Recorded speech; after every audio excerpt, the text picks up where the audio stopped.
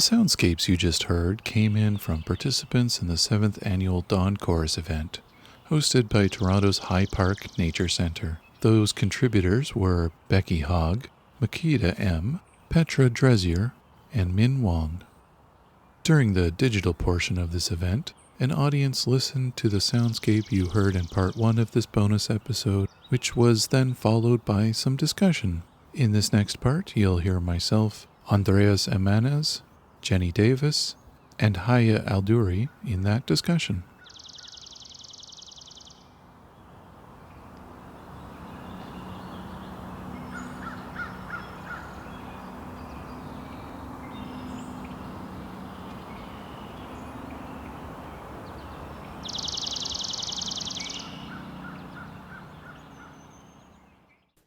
Wow, those were good recordings, Rob. First of all, tell us where you mentioned Coutts Paradise in Hamilton, but when did you get these recordings and why did you choose that day? Wednesday morning. And yeah, it was because it was good weather. I saw a forecast of quite a bit of rain coming up in the week, so I wanted to make sure to catch it. Sunny, not necessarily warm, but warm enough to get the birds singing. Rob, some of the new people to listening to birds were asking themselves in the chat, how can they start separating the species? And I always find it puzzling how to get a mental state to listen to the birds without being caught into feeling frustrated that you cannot ID all the birds, and moving from enjoying the chorus to IDing some birds without being frustrated because you cannot separate and ID all the birds. How do you do it? It takes time. Best way I tell people to learn is kind of get to know a local patch, one that they visit often and all year round, because you'll get to know, first of all, the more common birds that are resident, ones that are not migrants that stay around all year. Once you get to know those birds really well, you can start to separate them out when you get around to this time of year when it's the most amount of birds right now. And also like during the later in the spring and the summer when these birds are singing on territory rather than migrating, there's far fewer species and you can spend more time focusing on that. And you can use resources like my podcast or make your own recordings as well during the breeding season so that you can listen in the off season to these birds singing when they're not around or if they're not singing at that time. Rob, tell us about the symphony. Who comes in the overture and then who starts coming in after that and who ends? Which one are the last? Is there an order to how birds wake up and start singing? Well, from what I know, obviously the American robin seems to be the first one. No matter what, they get one of the, it's maybe good or bad depending on who you're talking to, due to the kind of unnatural light we have outdoors and street lights and things like that. They wake up a lot earlier than other birds because they consider astronomical twilight coming a lot sooner than for most people. So sometimes you will have that robin singing at 2 a.m. because they do. Yeah, because there's enough light for it. Otherwise, like when I was doing this recording, I had to, move around to different spots because one thing I've noticed is that during dawn chorus, birds don't move very much. They're trying to establish a territory. So once the birds that are on territory start chiming in, they're there for the duration, but the ones that'll come in and out might be at this time of year, migrants. Because the warblers take a little longer to wake up because they're used to warmer temperatures. And, most of them are not on territory right now, so they're not really concerned about holding migration territory. So they do have this reaction that they do feel the need to sing, but they don't feel the need to sing immediately to establish territory. Rob, do you know some of the theories of why dawn choruses happen? I'm not aware as maybe not as much as you, but the way I usually see it is as a way to establish territory early in the morning, because at night, basically there's this pause. Nobody is really defending their territory that much, with a few exceptions. I do know Once in a while, the field sparrow will wake up in the middle of the night and sing, because I've done work with bioacoustic monitors, and that's something we've noticed, that every hour or 2 hours or so, field sparrows will wake up and make one song phrase and then go back to sleep. But for the most part, most birds consider like the first thing in the morning the time to reestablish, this is my territory.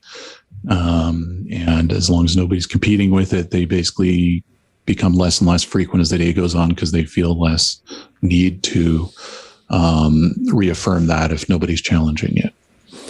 An important thing to remember when it comes to dawn choruses is that cities and our soundscapes are changing the way birds sing. And in many cases, dawn choruses can start earlier in certain places, or could not happen because birds need to avoid sound masking. And so they can either start early, so they can happen before the sounds of the city wake up, or in some locations, birds choose not to sing and nest completely because it's a waste of energy to try to go over the city sounds. Rob, I have one final question from you, and it comes from the audience from Kathy. She asked, what is the equipment you use for these recordings? More than a cell phone, I assume, she says. Yeah. I have some Zoom microphones. What I often recommend for people if they're wanting to go beyond the cell phone is to there's a particular model I used, and there's probably equivalents in other brands, but the one I started with that wasn't a cell phone was called the Zoom H1N. That isn't what I recorded these with, but it would be almost as good with the Zoom H1N, and that's under $200. It's a tiny little thing. Usually journalists use it and stuff. It's got what's called an XY mic. Captures stereo. I usually basically turn it to the max, because birds are not as loud as people. You would think they're louder, but they're further away, right? When people are talking, they tend to be next to each other. So when I'm doing my podcast, I have to talk very quietly, or else it'll overly dominate the soundscape of it. But you have to make sure to get as well a wind screen and a wind foam cover. So I don't think the microphone comes with a wind foam, but just a tip I always tell everyone, if you get those fuzzy wood screens, which you've probably seen before, they look like a bunch of fur thrown on it. Make sure to also get the foam, which is the typical thing you see on top of a mic, a foam cap. Make sure to put the foam cap on first and then put the fuzzy windscreen over top, or you'll get a lot of jostling sounds from the windscreen moving about. Rob, KM would like you to write the equipment in the chat if you have a chance. And then Dr. Arthur asked, do you have a recommended app to use for your phone when recording? When recording, you should. I don't have a specific one because I haven't done with the phone for a while, but in the past I did use the voice recorder, which wasn't the best idea because it compresses the sound. You should get something that has a gain control. So that means it's able to raise the volume on your mic, basically, and also something that saves in a lossless format like WAV or FLAC or something like that, ideally. You can also buy microphones for your phone to plug in an external mic to boost it, especially if it's called a high gain microphone. Yeah, that can help. Just make sure it's omnidirectional. Yeah, if you're doing that. If you're getting into directional, the Zoom H1 actually is a directional one, but it's an XY, which means it's very wide directions to it. So that's something to look into. And to follow up also on that original question, the exact model I was using for that recording is Zoom H6 for that. I think you're the person that I know of that has listened to more dawn choruses. And I'm wondering, how has listening to so many dawn choruses kind of shaped you as a person? It's interesting. I hadn't really thought of that. Certainly I wake up earlier days nowadays. Gotten to know, got to know natural spaces in a very different way. Even if I am personally not there, I've had a lot of field recorders out during dawn choruses. So you learn a lot about the habits of species. And it's really fascinating just to find out, like, get to know a specific space, for example, and you always hear this same cardinal at a certain time, like half an hour before sunrise, starting to tick, even in the winter. It happens then. And it's really fascinating, I think. I would like to say to people that for me, listening to birds is really key for my mental state, because they are a very stable frame to an unstable, changing world, particularly during the pandemic. That thing that Rob just said, birds are incredibly hormonal when it comes to singing and when it comes to daylight. And daylight doesn't change with temperature. And so the same cardinal will sing in the same spot almost at the same time. And many migratory birds that are returning will hit the same spot that they left across the lake with a 3 to 6 meter difference. And so birds, and listening to them and engaging with them gives you a lot of stability and allows you to read the world beyond the changing news or beyond the changing social media. And they are always happening exactly at the same, in a very predictive way. And then Kelsey asked, Andres, can you speak to us about the magic of Toronto and the migration routes? Of course I can. So as it was mentioned earlier, Toronto sits in the amazing, and I'm telling you this as a Costa Rican, Costa Rica is known for an incredibly diversity of birds, over 850 species. Getting a new species in Costa Rica costs you $10, while $80 or $90 in Australia. So it's intense. And I've never had such an intense birding experience as Toronto during spring. For a reference, when we used to have Toronto Pearson Airport working, 350,000 people would come a day in average. Well, 50 million birds go through the city in 2 weeks.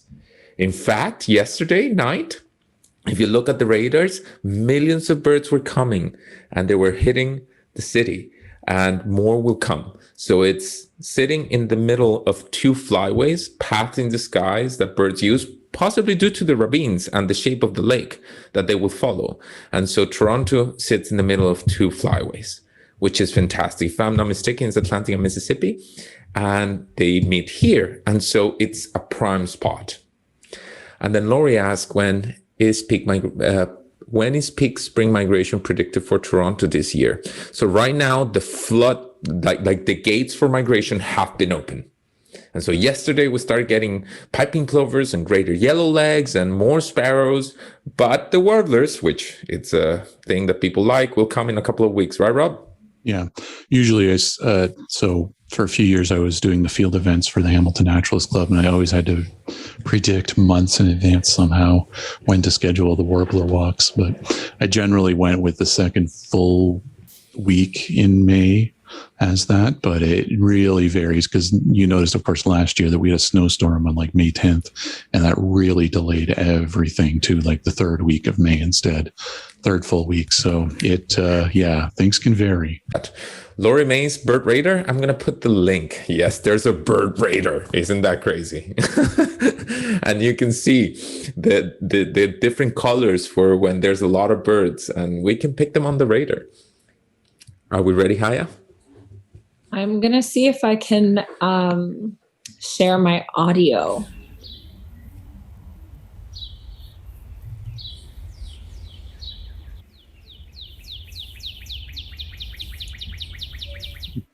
So the first two, there were 2 that we heard. One that was 7 seconds and one that was 8 seconds. And both of them are from Glengowan Road. Tell us, Rob. I just want to say that I'm learning my birds. I'm very new to birding by ear. Rob is more of an expert. I have a theory, though. Tell us, Rob, what do we listen to? So from what I heard there was a house sparrow, and then there was a northern cardinal in there. Okay, so for you guys that are starting, the northern cardinal, I love how it calls, and it's one of those birds that hormonally is very linked to sun. And so after the solstice, the winter solstice, when the days are getting longer, they start going to high perches and start singing with this typical position, right? And for me, they sound like a Star Wars bird. I just put the description of it there. It sounds like, laser guns. And that's how I remember it. Sorry, it's not a good comparison, but that's how I remember it. Or like a metallic chicken when they're doing their calls. I find everyone's different in their description of the birds, and that's perfectly fine. My theory is always, learn it through some kind of story that you can understand and that you can learn. And eventually over time, just becomes second nature and you forget what your initial story was of how it sounded. As a final cool fact, the females of cardinals sing, and they sing from the nest to tell the male that she's hungry.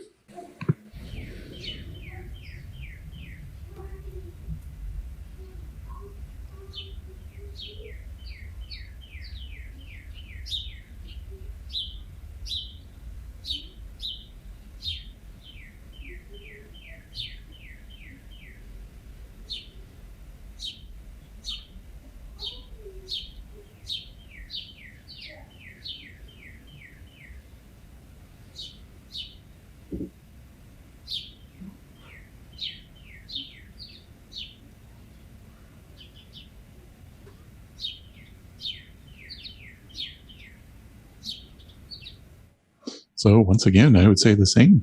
I would say the same. So Yeah. house sparrows are really fascinating. I think even though I know people like, they are invasive, they were brought over, they're not native to here, but it's, I don't know, Andreas, you may know more than me on this, but from what I recall, there isn't really a native range for them in terms of natural range, because they've just started following humans around so long ago. Not following, Yeah. being taken. Oh, being taken. In many cases, they were Yeah. taken, and there's a famous battle between Chinese emperors and house sparrows in which they tried to eliminate it from them eating true. in the rice fields. And everyone stood up with pots trying to keep the house sparrows awake during days, and then they started dropping dead. And house sparrows have a very deep, entrenched relationship with humans. Yeah. Well, I have heard of house sparrows living in mines that have never seen the sky. They live deep in mines, and I believe it was in South America. I Yes. about those cases. And it's funny you mentioned the war thing, because I remember somebody posted this map to Twitter last night that was pretty funny about countries that lost wars to birds. China was one of them, and Australia was the other. We've got one from Andre Street.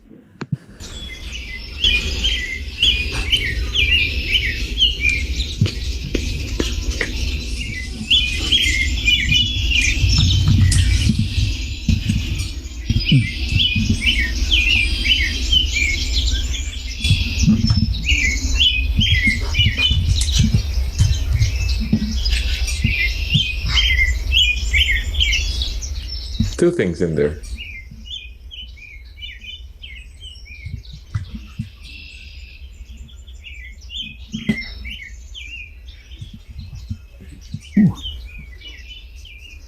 What do we have there, Rob? Quite a bit. American robin, red-winged blackbird. Uh-huh. I heard a grackle in there. I heard a ruby-crowned kinglet in there. I didn't hear that one. Song sparrow. I didn't hear that one either. Oh. And some kind of warbler was in there, but it was kind of quiet, so I couldn't tell which one. Quite a bit in there. This is what a perfected ear does. I heard two species.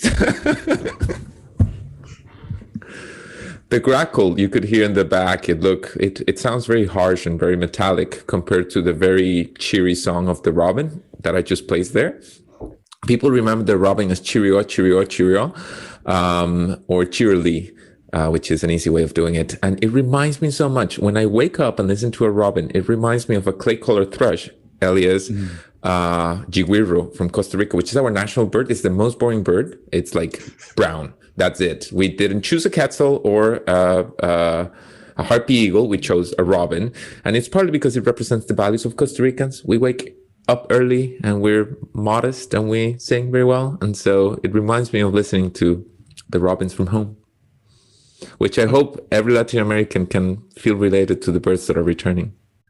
If I can add here to something that was asked earlier about how do you learn birdsong more over the year? Once you get to know the common birds really well, like the American robin, there are certain birds you can then go, well, they sound like a robin, but in a different quality. Mm-hmm. So you can leapfrog from getting to know the American robin really well to getting to know the rose-breasted grosbeak, because they're often referred to as a robin who took singing lessons, because they're very sweet and not as harsh and dissonant sounding.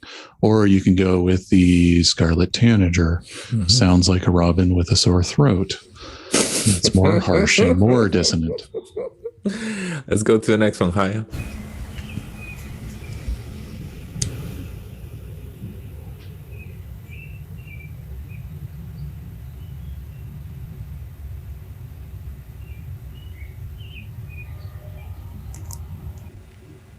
So that one's a lot quieter.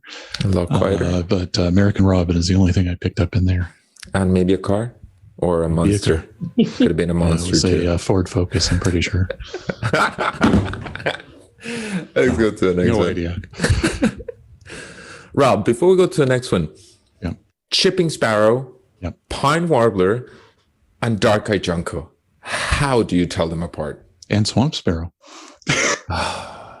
And if you really want to get bad, worm eating warbler is another fun one to mix in that there too. But so I would start with the chipping sparrow, because it's the one everyone would hear in an urban context most often. If you can get to know it, and it's kind of straight in terms of it keeps the same volume the whole time. It goes on for a bit. It has a continuous trill that Machine gun. yeah, machine gun. Now, then when you go to the swamp sparrow, for example, it's what a more ringing sound. It rings out. Every little trill is just a little brighter, almost like so if you know music really well and you know the term staccato, it is more staccato in that. And yes, I have a music degree, so maybe that helps with terms like that. And when you get to the pine warbler, it varies its volume quite a bit. It actually tends to start quietly, get louder, and then quiet again. Stuff like that. You can also take habitat hints too with those. So you're in a swamp or marsh, you have more likelihood of the swamp sparrow. You're in an urban context, more likely a chipping sparrow. But if you're out maybe in a meadow, you could also have a chipping sparrow there too, or edge habitat of some kind, because they love that kind of habitat. Dark-eyed junco, that one's, you only get to hear it singing kind of at the beginning of spring, and then they take off for a lot of us. Yeah. But if you are somewhere that happens to have some on territory, the only places I've found them in Ontario on territory tend to be along the Niagara Escarpment in the middle of summer. So habitat hints help there. What was the other one you mentioned? There was one more. Did I miss it? Pine warbler, chipping. No, those were it. No, those were it. I mentioned worm-eating warbler is a bit of a joke, but because it's a little too rare for us to really discuss. So, and for me to even really know all that well, but they are similar too. Let's go to the next one. Haya, thank you. I have a couple on Instagram that I'll go ahead and play.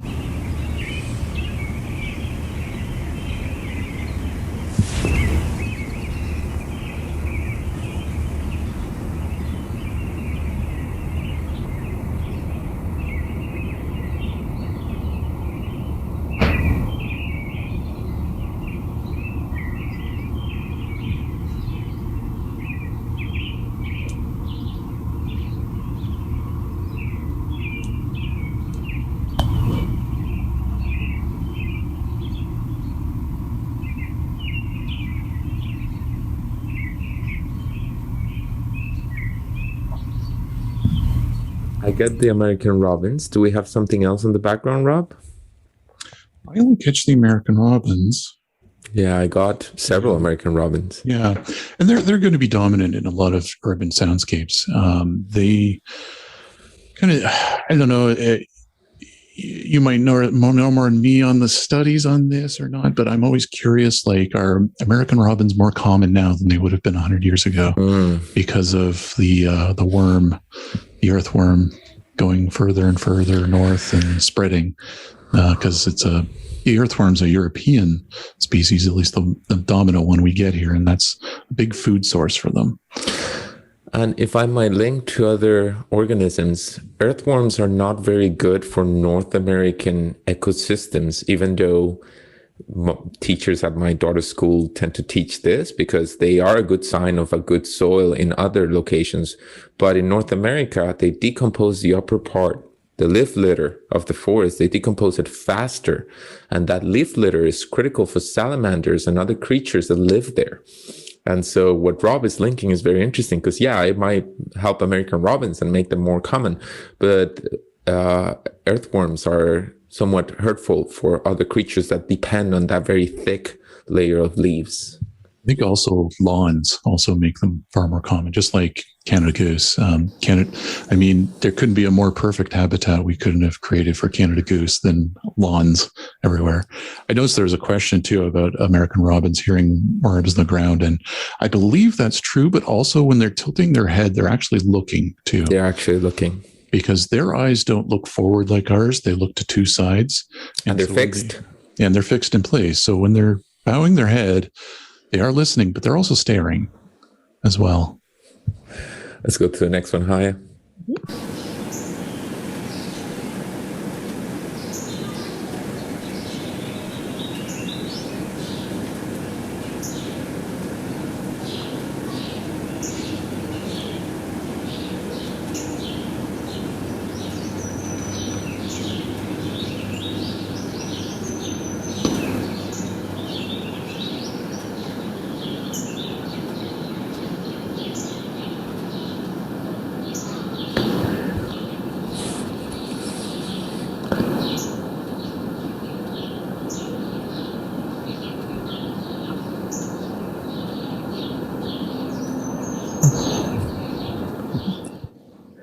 Okay. Yeah. Let's let the crowd take like 15 seconds to say which did they hear on this call, because we have some very amazing birders here that we're getting a whole bunch of sounds on the early recording so quick. So Lori says cardinal. Check. What else did we get here, guys? Can you ID some more of the birds? I heard like 3 things or 4. Some of them were calls and some of them were songs. Maybe let's make the difference between song or call for the ones that are new to bird songs. Songs are used for reproduction.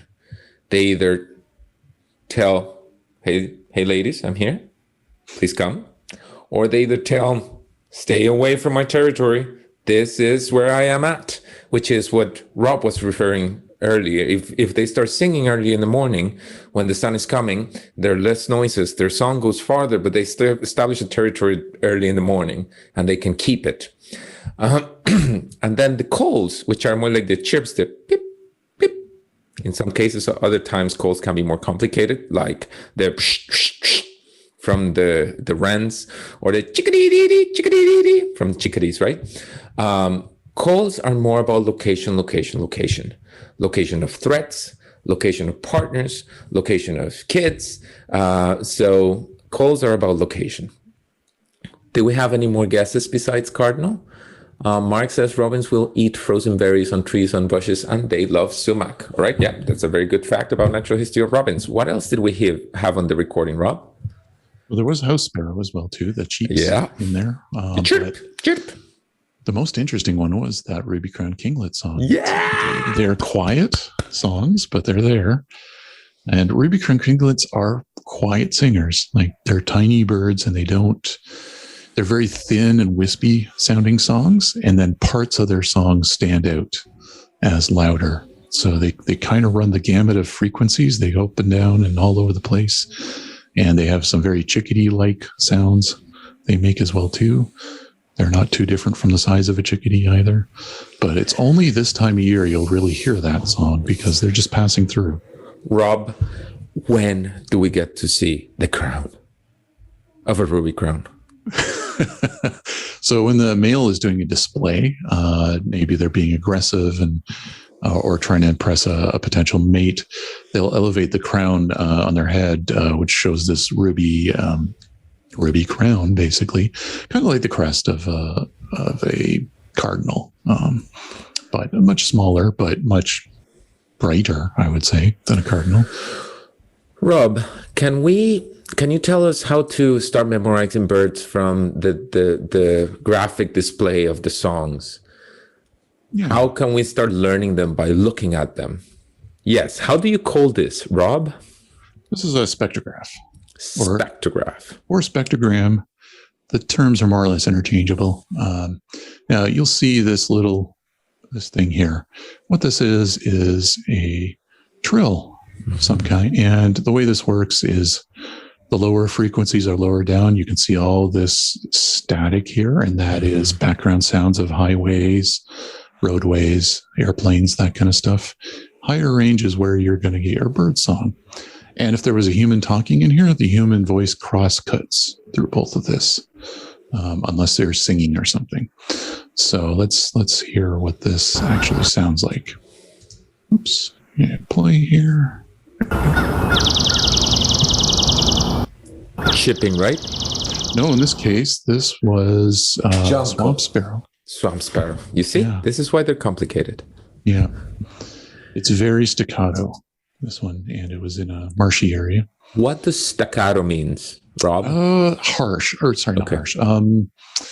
Short and hard kind of thing. So it would be like, it's like hitting the head of a drum kind of thing repetitively. What do you have in this one? So let's see what we have here. I believe this is some of our red-winged blackbirds, but let me check. Nope, I'm wrong. So this is our Carolina wren. I'm not used to having this zoomed in. That's why I didn't recognize it. So let's go back to here and see what we get here just quickly.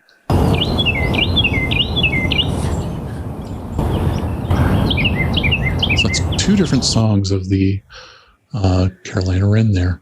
You'll notice you can actually kind of follow the sound they make. It's kind of like a staff in the TKL. It might remind you of music, written music.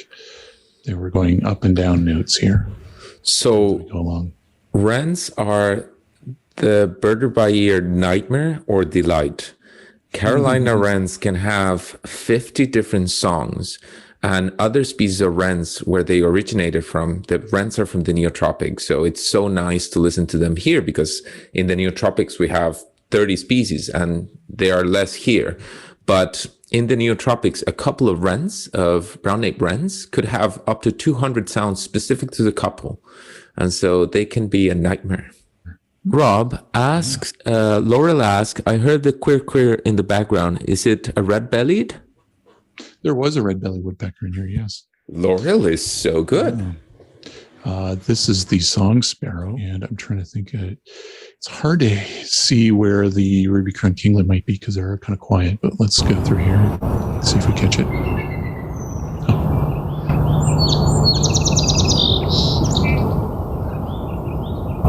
So in the background, you can hear some of the warbly sounds of the ruby-crowned kinglet. It's kind of quiet. But there's also in here the bald eagle. That's in there. But the song sparrow, let's take a look at that, because that one's a complex one that really can be fun to take a look at. I love the song sparrows. For me, they're the sound of spring, not because they start early, but just they are very present. And look at that name, right? Song sparrow. They sound so melodious. So you can see the sections of the song here, where they're hitting a couple notes, and then their repetitive part. That's a trill, right? Yep, and then an even faster trill in here, and then they're kind of ending notes. For me, the trill of the song sparrow at the end, it sounds almost like a buzz. And maybe one last, let's take a look at the blue jay and robin, because this is a nice contrast. The blue jay is hitting notes like by cross-cutting, so it's a lot more like the human voice, where it cross-cuts like this. So for those that are new to bird sounds, cross-cutting is very important for birds, or actually going above the very deep noises from the city. So they have to go to the higher pitch frequencies in order to go above that sound masking. In some cases, we don't know if they're changing their songs to be more high pitch, or if when they yell, do they sound high pitch?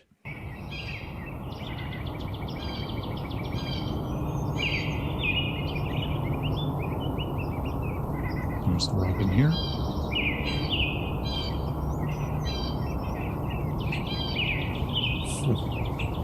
And you can already tell from this how the soundscape looks, how rich it is. Fascinating. Rob, thank you so much for sharing this visual image with us. On behalf of all the partners, parks people, Hyde Park Nature Center that set up this amazing event, Songbirding Podcast and Birds Canada, I want to thank everyone for joining us today. I had so much fun. I think this is the most amazing digital Dawn Chorus format we've ever had. And so thank you all. It looks from the chat that you guys that you peeps had a wonderful time. And thank you to Hyde Park Nature Center for bringing us on board. I was really happy to host you this morning. Thank you, Andres and Rob. Thank you so much. And thank you, Jenny, so much for all the coordination. Yeah, I just want to say thank you to everyone, especially Andres and Rob, for kind of storing these birds, because it can be really confusing for beginner birders. And definitely in the follow-up email, I will have the link to Toronto Bird Celebration, so you can see all of the incredible events that are coming up, and as well as the Into Ravines program. And they also have some incredible events coming up.